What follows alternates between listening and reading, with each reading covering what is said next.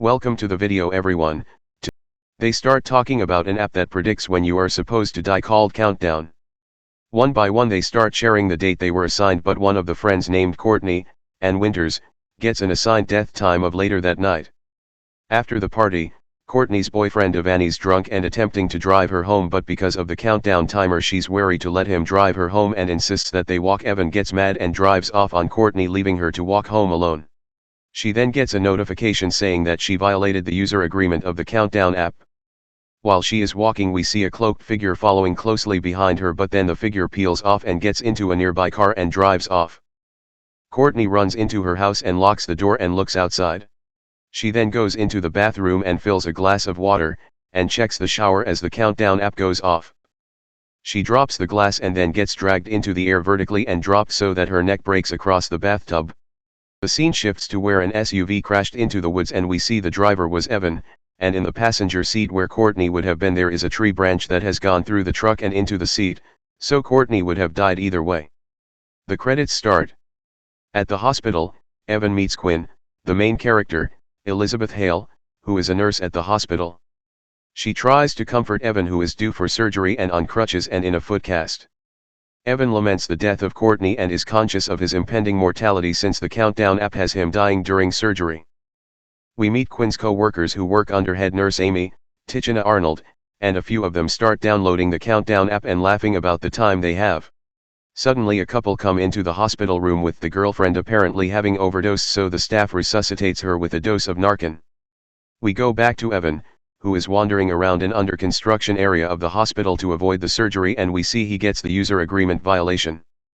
He sees a hooded figure behind him in the hallway mirror, and when he looks back it's gone. The lights start to flicker and he ends up escaping to a stairwell. He sees an apparition of Courtney on the steps and calls her name, but when she turns around her face is decayed and her eyes are yellow. The camera cuts to the bottom of the stairwell and we see Evan fall along with his phone. Quinn is leaving work for the day and downloads the Countdown app and sees she has 3 days to live but shrugs it off. She stops by her father's house to get information for her I-9 work forms, and the TV is on. We see that the relationship between the sisters is a bit tense, as the younger sister resents that Quinn doesn't spend a lot of time with her and their father since her mother died. At work the next day, Quinn finds out Evan died and she goes down to where his body is stored to find his phone. She sees the photo of Courtney and him on his home screen and decides to research. Back upstairs, Quinn cancels plans to hang out with her dad and sister and gets the notification that she violated her user agreement.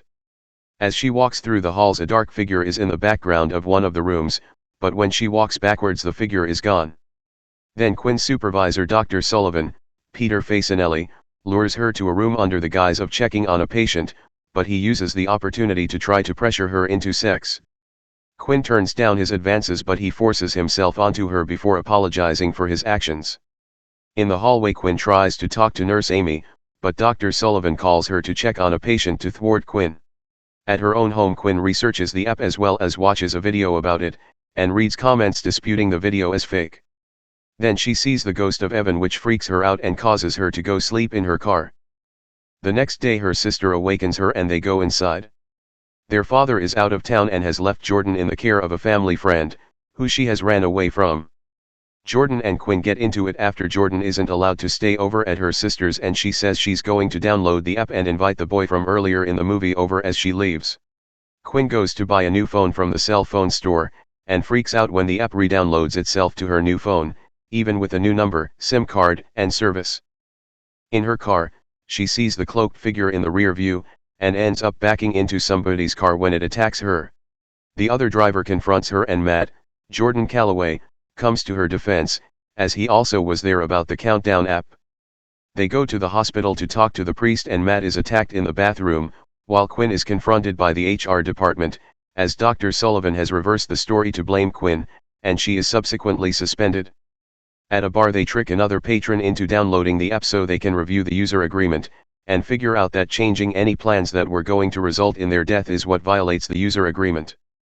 The two go talk to another priest, P.J. Byrne, who may be able to tell them about the demon stalking them. He tells them that he may be able to help them more if they have the app hacked, so they return to the phone store from earlier and bribe the store manager, Tom Segura, to do it. They add more time to their app, as well as to Jordan's, since she downloaded the app and is supposed to die 3 minutes before Quinn. Later that night Matt spends the night with Quinn, and they are both alerted that the countdown clock has reverted back to its original time.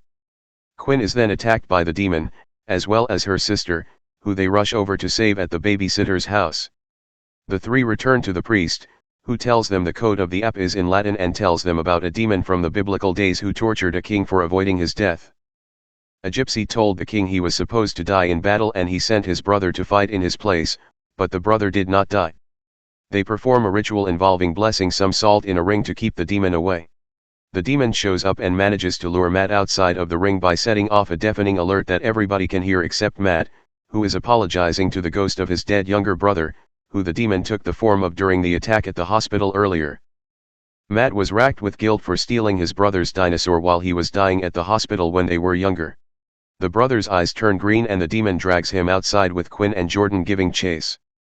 Outside they find Matt is okay, but he instantly gets hit by a truck and pinned up against a tree where he dies. Quinn starts crying and begins to accept her fate when she discovers that her sister was impaled in the abdomen during the pursuit of Matt.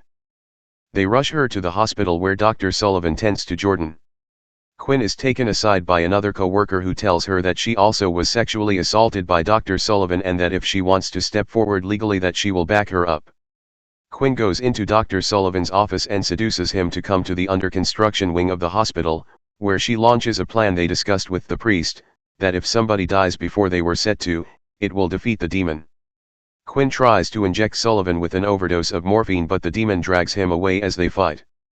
Jordan shows up and the demon chases her and throws her through a window into another room. Quinn gets the demon's attention by beginning to inject herself with the morphine, and the demon changes into the form of her mother and attempts to stall Quinn long enough for the remaining seconds to tick away so it can take Jordan.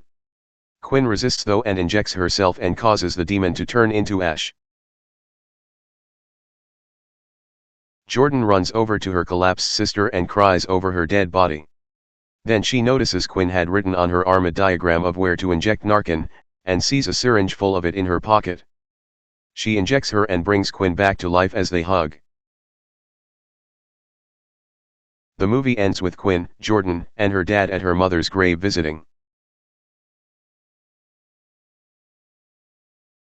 As they leave, Quinn gets a new notification: Countdown has finished updating to version 2.0 on her phone.